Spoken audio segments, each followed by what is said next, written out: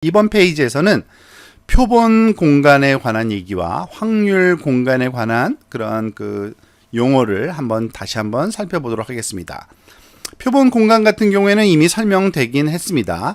즉 발생할 수 있는 모든 사건을 포함하는 공간을 우리가 표본 공간, sample space, 보통 기호로는 S 대문자로 이렇게 표현한다고 얘기를 했죠.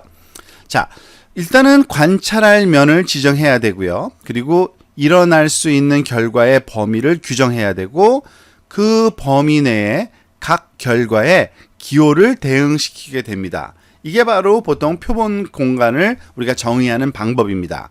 그러면 기호화된 결과의 집합을 우리가 표본 공간이라는 이름으로 얻을 수 있는 거고요. 그 표본 공간 안에 하나하나의 그 각 원소들, 그것들을 다 표본점이라고 보통 얘기를 하고요. 그리고 표본 공간의 그 부분 집합, 표본점들의 어떤 덩어리 지은 것을 보통 우리가 사건이라고 얘기를 합니다. 그리고 오직 한 표본점으로만 이루어진 사건은 근원 사건이라고 얘기를 하고요.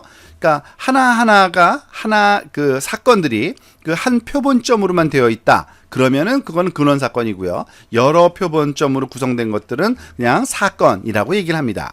그래서 이런 표본 공간을 확률에까지 대응시킨 그 결과의 집합이라고 생각하면은 그 공간을 확률 공간이라고 얘기를 합니다. 즉, 각각의 사건들이 갖고 있는 확률이 있겠죠.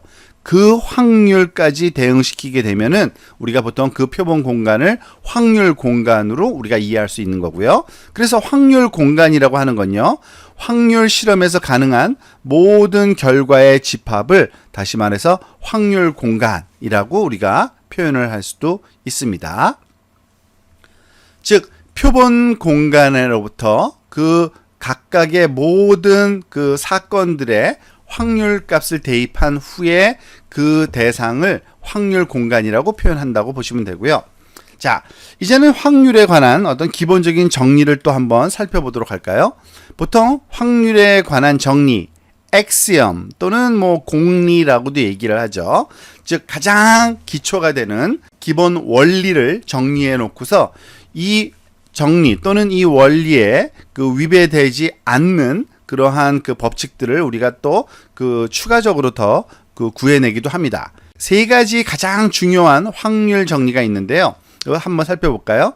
이 수식을 가만히 살펴보면요, probability of A sub i는 0보다 크거나 같다. 자, 이것은 무엇을 의미하는 그 수식이냐면요, probability of A sub i라는 거는 A sub i는 i번째 사건을 얘기하는 거고요. probability of A sub i는 A sub i번째 사건이 나타날 확률이죠. 그 확률은 0보다 크거나 같다. 즉, 모든 확률 값은요, 항상 0보다 크거나 같아야 됩니다. 마이너스 값은 절대 가질 수 없다는 얘기죠. 다시 말해서. 그리고 또 probability of S는 1이다. 즉, S는 sample space죠. 즉, sample space는 나타날 모든 사건을 가지고 있는 스페이스인데, 모든 사건이 나타날 확률은 당연히 1입니다. 즉, 모든 사건들이 나타날 확률을 다 더한 경우죠. 그러면은 확률 값은 1이 되어야 된다는 게 가장 기본적인 확률 정리 중에 하나고요. 또 하나, A sub i 교집합, A sub j 교집합이 0이라면, 즉 i번째 사건과 그죠? j번째 사건은 서로 다른 사건인데, 그 서로 다른 사건들의 공유, 즉 교집합이 0이란 얘기는 서로 전혀 공유되는 부분이 없다는 얘기죠. 그럴 경우에는 확률에 있어서는 어떤 현상이 나타나냐면, A sub i가 나타날 확률과 A sub j가 나타날 확률을 더한 것이 A sub i와 A sub j 사건들을 합한 것이 나타날 확률과 똑같다라는 것을 얘기해 줍니다. 즉, 서로 교집합이 없는 사건 같은 경우에는 각각의 확률의 합이 그 두 사건에 합한 것이 나타날 확률과 똑같다라는 것을 얘기해 줍니다. 자, 계속해서 확률에 관한 성질을 확률에 관한 정리로부터 확장해서 우리가 확률을 이해하는데 도움이 될 만한 여러 가지 성질들을 한번 정리를 좀 해봤습니다.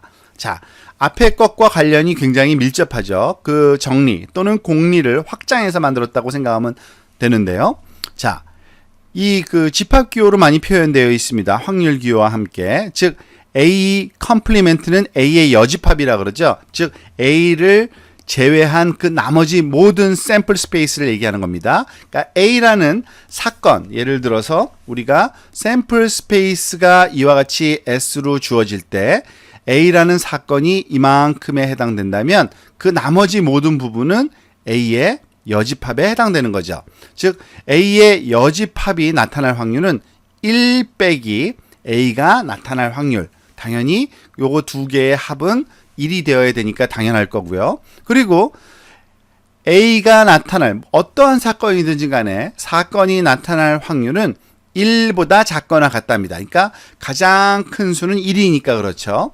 그리고 아무런 사건도 안 일어날 확률 0이 그러니까 0이라는 것이 아니라 여기에 이 기호는 즉 공집합 아무런 사건이 없는 사건을 포함하지 않는 그러한 걸 상징하는 건데 그 확률은 0이고요. 사건이 n개가 있는 그러한 샘플 스페이스를 가정으로 했을 때 A1부터 A2, AN까지 이와 같이 주어졌을 때 그리고 A sub i와 A sub j의 교집합이 0일 때 for all INJ 즉 모든 i와 j 서로 다른 사건들의 교집합이 하나도 없는 경우죠.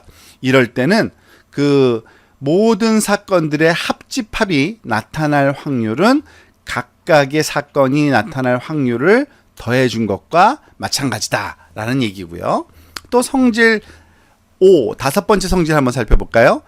A1과 A2의 합집합이 나타날 확률은요. A1이 나타날 확률 더하기 A2가 나타날 확률 빼기 A와 B의 교집합이 나타날 확률을 빼준 것이 답입니다. 즉 일반화시켜서 서로 일정 부분 교집합이 있을 경우에는 그 교집합이 나타날 확률을 빼주면 된다는 얘기죠. 더한 후에 그것을 확장해서 더 모든 경우를 우리가 생각한 게 바로 성질 6번이라고 할 수 있습니다. 즉 A sub K를 1부터 N까지 합한 모든 사건이 나타날 확률 즉 A sub K는 각각 하나하나의 사건인데 1번부터 N까지 N개의 사건으로 구성된 전체 집합이 나타날 확률은 좀 일반화시켜서 즉 성질 5를 N개의 경우로 확장시킨 수식입니다. 좀 복잡해요. 그렇지만은 차근차근 따라가면 알 수 있는데 가장 기본적인 원리는